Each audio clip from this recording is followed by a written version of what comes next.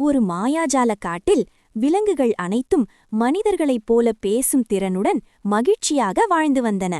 ஒருநாள் அந்த காட்டிற்கு காளமேகம் என்ற ஒரு தந்திரமான மந்திரவாதி வந்தான்.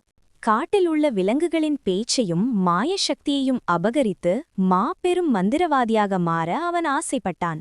பெரிய கூண்டின் நடுவே மின்னும் தங்க கேரட்டையும் சுவையான பழங்களையும் வைத்தான். அதை பார்த்து கவர்ந்திழுக்கப்பட்ட சில அப்பாவி விலங்குகள் அந்த கூண்டிற்குள் சென்று சிக்கிக் கொண்டன. இதை பார்த்த புத்திசாலி முயல் சின்னு அவனை தந்திரத்தால் வீழ்த்த முடிவெடுத்தது.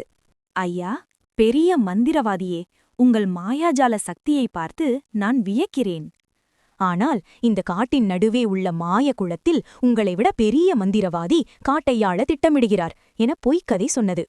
கோபமடைந்த காளமேகம், என்னை விட பெரியவனா? அவனைக் காட்டு, இப்போதே அழிக்கிறேன் என்று கத்தினான். சின்னு முயல் மந்திரவாதியை குளத்தின் அருகே அழைத்து சென்றது. குளத்தில் தெரிந்த தன் பிம்பத்தையே எதிரி என மந்திரவாதி தவறாக நினைத்தான். கோபத்தின் உச்சியில் தண்ணீரில் தெரிந்த பிம்பத்தை பார்த்து, சிறு தவளையாக மாறு என மந்திரம் சொன்னான். அடுத்த நொடியே மந்திரவாதி பச்சை தவளையாக மாறி குளத்தில் குதித்தான். சின்னமுயல் உடனடியாகச் சென்று கூண்டில் சிக்கியிருந்த தன் நண்பர்கள் அனைவரையும் காப்பாற்றியது. காடு மீண்டும் அமைதியாகவும் மகிழ்ச்சியாகவும் மாறியது. பேராசை அழிவை தரும்